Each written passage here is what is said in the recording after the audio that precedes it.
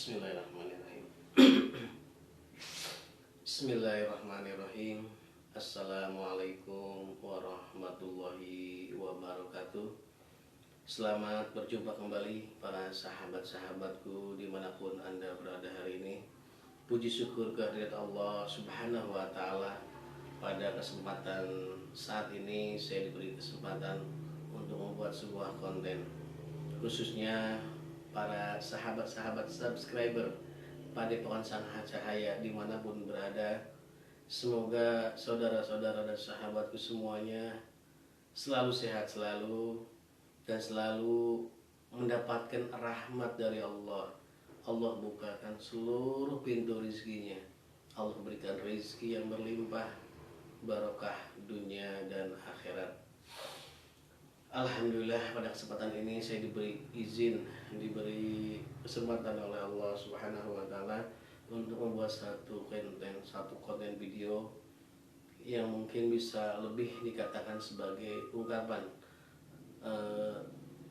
cerita perjalanan hidup saya sendiri, perjalanan hidup saya menemukan setitik cahaya. Dalam kesempatan kali ini saya, Ahmad Sejati, ingin sedikit berbagi cerita, berbagi pengalaman tentang apa saja yang saya alami sebelum saya bertemu dengan beliau.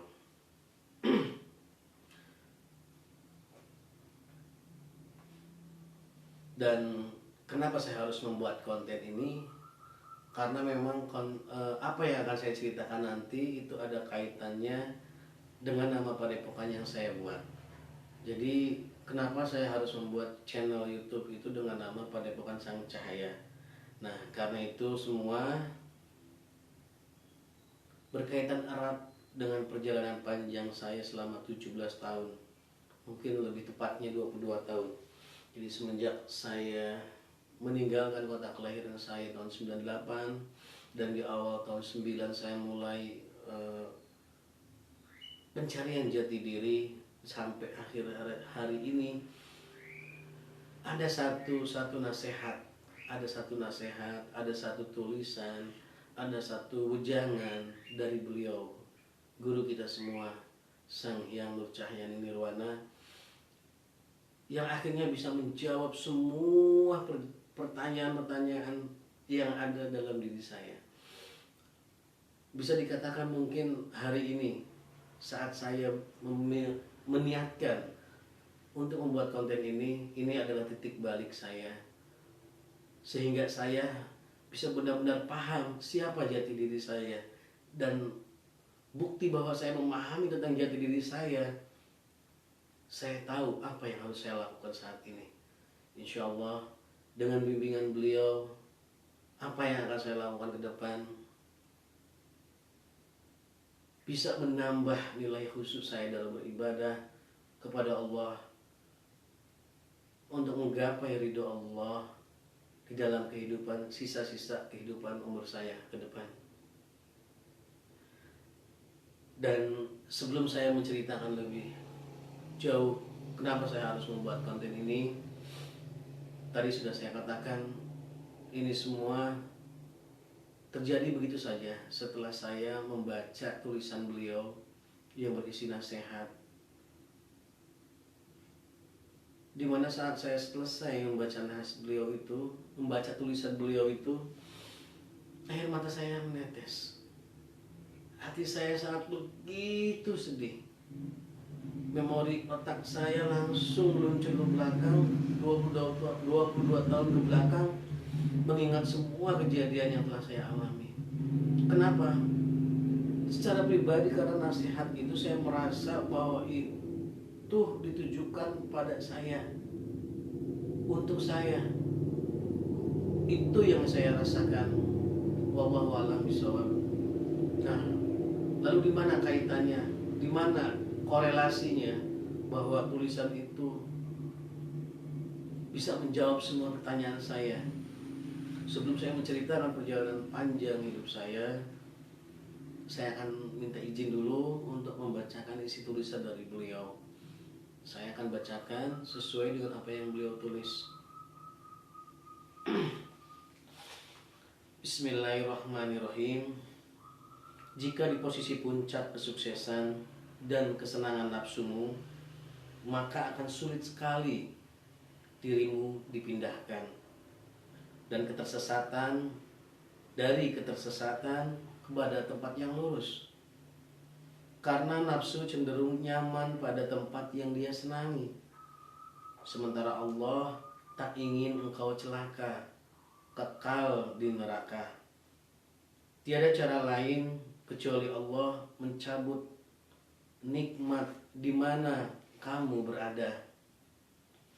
Posisimu musnah, kejayaanmu hancur. Tempat yang selama ini membuatmu nyaman rata dengan tanah.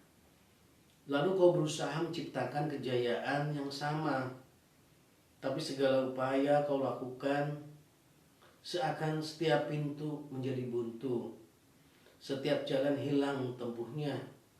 Semua manusia yang kau mintai tolong hanya semakin membuatmu semakin menemukan jalan buntu.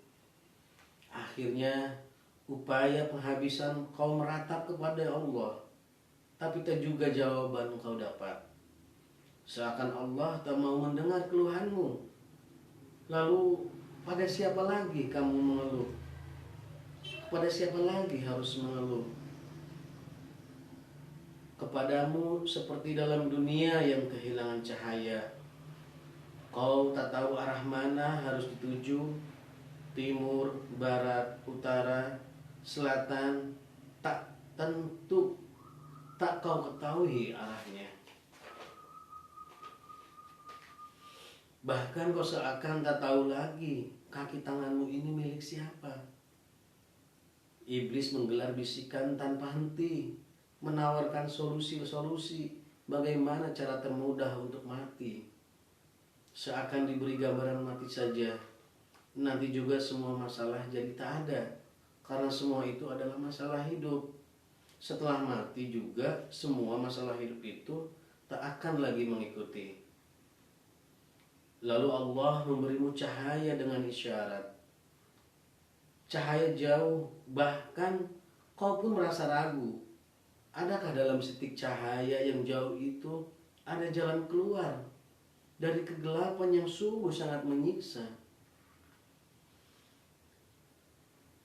Allah membolak-balikan hatimu agar keinginanmu makin nyata, agar kegoncanganmu makin nyata,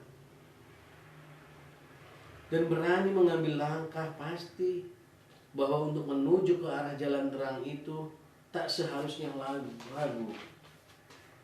Lambat laun akhirnya engkau menyadari bahwa jalan yang selama ini engkau tempuh itu adalah jalan keliru, dan semua dicabut darimu agar kau sadar dan mau meninggalkan kegelapan yang akan membuatmu sengsara. Sekalipun sekarang tak miliki apa-apa, langkahmu lebih pasti, dan yang ada adalah kedamaian dan jauh dari rasa merasa bersalah. Itulah cara Allah menunjukkan kasih sayangnya padamu, walau dari pandangannya nafsu, yang dilakukan Allah itu sangat menyakitimu. Tapi sesungguhnya itu untukmu agar lebih dewasa. Dan karena pengalaman itu selama ini, nasihatmu juga semakin bermakna. Itulah isi dari ujangan nasihat yang beliau tulis, yang beliau tujukan untuk semua murid dan jamaahnya. Dan di sini saya mengambil sikap, karena apa yang beliau tulis itu begitu persis sama dengan apa yang saya alami selama 17 tahun. Maka saya coba ungkapkan perasaan itu. Jadi benar kata beliau bahwa selama ini saya telah membangun kehidupan saya dengan hawa nafsu. Walaupun memang terus terang saya merasa itu sudah benar. Pada saat saya sudah mencapai satu puncak kejayaan, waktu puncak kejayaan yang pertama, yaitu sekitar tahun 2002 sampai 2004, saya dihancurkan. Saya goncang, saya goyah, saya mencari kembali. Tahun 2006 akhirnya saya ketemu dengan Padepokan Tumaritis. Saya mengabdi di sana, menjadi jamaah di sana, dan melaksanakan seluruh apa yang diperintahkan oleh sang guru di situ. Lambat laun 2006-2007 saya mulai mendapatkan hasilnya. Terus naik ke puncak kesuksesan. Benar-benar sukses. Saya telah diamanahkan oleh Allah 4 orang anak. Dan saat itu saya sudah diberikan oleh Allah satu penghasilan yang luar biasa pada saat itu. Satu hari saya bisa menghasilkan 400-500 ribu keuntungan. Namun seperti yang tadi dijelaskan dalam tulisannya beliau, bahwa Allah itu lebih mengetahui posisi kita, bahwa apa yang saya lakukan itu salah menurut Allah, walaupun benar menurut saya dan menurut masyarakat banyak. Karena Allah sayang kepada kita, khususnya pada saya dalam cerita ini, Allah menghancurkan kembali apa yang saya miliki, sehancur-hancurnya, benar-benar hancur rata dengan tanah. Bukan lagi hancur rata dengan tanah, seolah-olah saya dibuat galian, tanah itu digali sedalam-dalamnya dan saya dimasukkan ke dalamnya dan saya dikubur di dalamnya. Gelap gulita, semuanya gelap gulita saat itu. Saya mengerahkan seluruh apa yang saya mampu untuk keluar dari masalah waktu itu. Semua nasihat, semua perintah dari guru saya laksanakan, dari yang ringan sampai yang paling ekstrim. Semuanya tidak memberikan jalan. Seolah-olah jalan benar-benar buntu dan tidak ada jalan lain. 3 tahun saya berusaha menjalankan semua nasihat-nasihat dari orang-orang yang saya anggap memiliki kemampuan untuk keluar dari permasalahan saya, dan tidak sedikit pun tidak bisa keluar, bahkan tambah dalam. Sampai akhirnya saya memutuskan hanya Allah yang bisa menolong saya saat itu. Setiap hari, setiap detik, setiap malam saya terus merengek kepada Allah. Dengan seluruh kemampuan saya, seluruh waktu saya isi dengan puasa, dengan zikir, supaya saya bisa keluar dari masalah yang saya hadapi. Tapi benar kata beliau, seolah-olah Allah tidak mendengar keluhan saya. Seolah-olah Allah itu memang sengaja membiarkan saya sakit hati rasa waktu itu. Sehingga saya pernah saat itu dengan penuh kebuntuan dan rasa frustasi menghadapi persoalan. Saya marah kepada Allah. Saya teriak-teriak kepada Allah, kenapa ya Allah? Apa salah saya? Sehingga Engkau memberikan saya masalah yang begitu berat yang tidak bisa saya pecahkan.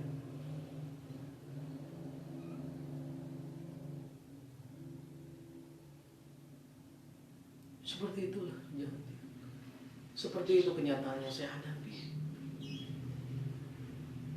Setiap saya bertemu dengan orang-orang yang dianggap sakti oleh orang-orang sekitar, saya coba membicarakan masalah saya. Tidak ada yang bisa menyelesaikannya. Sampai suatu saat, titik balik dari perjalanan saya selesai. Tanpa sengaja Allah memberikan satu isyarat tadi. Membicarakan isyarat kecil, sebuah cahaya yang memang sangat jauh. Sangat jauh. Saat itu saya mendapatkan pencerahan. Walaupun saat itu pertama kali saya menonton video itu, Padepokan Mau Siliwangi itu, merasa bahwa seolah-olah itu hanya permainan, seolah-olah itu hanya candaan agar seseorang itu memiliki banyak subscriber di channelnya. Tapi Allah berkehendak lain. Allah sedang memberikan satu isyarat kepada saya, dan saya terima isyarat itu. Sekalipun posisi jauh di Tuban, saya sudah niatkan dalam hati saya harus ke Tuban. Saya harus ke Tuban. Dorongan itu begitu kuat di dalam hati saya. Karena keinginan yang kuat itu tadi, mungkin Allah karena sudah apa yang saya rasakan sesuai dengan rencana Allah. Allah mempermudah. Akhirnya saya dimudahkan oleh Allah untuk bertemu dengan jamaah-jamaah dan santri-santri beliau di daerah terdekat dengan rumah saya, di Karawang juga. Nah, inilah yang ingin saya ceritakan kepada sahabat-sahabat subscriber Padepokan Sang Cahaya. Kenapa channel saya namakan Padepokan Sang Cahaya? Karena Allah telah menganugerahkan cahaya yang luar biasa kepada diri saya. Allah telah memberikan isyarat cahaya yang saya tangkap. Dan saat ini, sekalipun masalah saya belum selesai, tapi saya merasakan begitu damai di sini. Perasaan merasa bersalah yang selama ini memang menghantui saya sudah bisa saya hilangkan.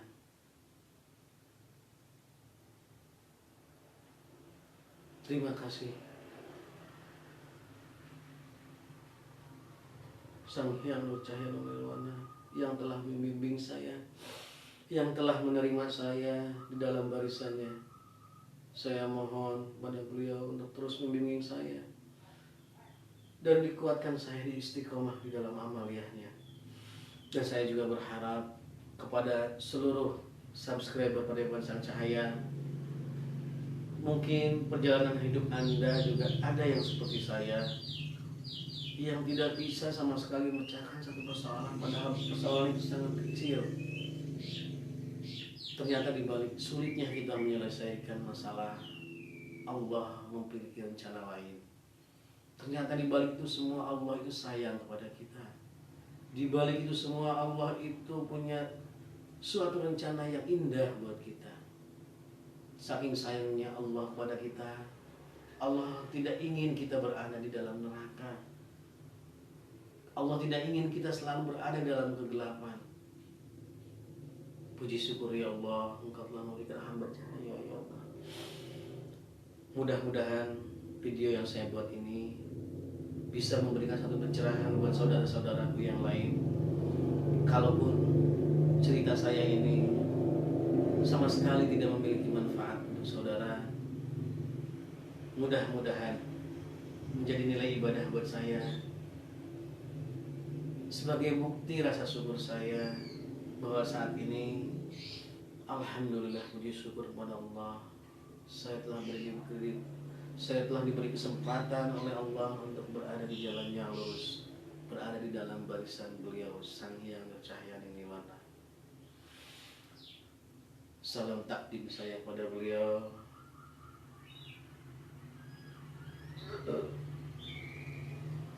Dan semoga sahabat-sahabat Padepokan Sang Cahaya dimanapun berada bisa mengambil hikmah dari perjalanan hidup saya ini. Memang saya belum bisa menceritakan secara detail perjalanan itu. Insya Allah di lain konten, dalam konten yang lain akan saya ceritakan lebih detail. Intinya saya ingin mengkorelasikan tulisan beliau dengan nama padepokan yang saya buat. Karena terus terang saya mendapatkan ilham nama padepokan ini pun saat saya sedang melaksanakan halwa fisik di Cirebon 1 bulan yang lalu. Sehingga pada saat beliau menuliskan tulisan ini dan ada bahasa secah cahaya di situ, saya yakin apapun yang beliau nasihatkan, apapun yang beliau tuliskan, itu semua adalah jawaban untuk semua jamaahnya. Makanya saya juga mengajak kepada saudara-saudara semua yang lain, apabila ada yang merasa seperti saya, ada satu nasihat beliau yang mungkin sesuai dengan perjalanan hidupnya, silakan membuat videonya untuk menambah motivasi bagi saudara-saudara, ataupun mungkin bisa memberikan jalan keluar bagi saudara-saudara kita yang lain di luar sana yang memiliki perjalanan hidup yang hampir sama. Mungkin hanya itu yang bisa saya sampaikan. pada video kali ini. Kurang lebihnya saya mohon maaf. Semua kehilafan dan kesalahan kata-kata itu semua dari saya. Kalaupun ada kebenaran kata-kata itu sumber-sumber dari Allah Subhanahu wa taala. Wabillahi taufiq wal hidayah, waridho wal inayah. Wassalamualaikum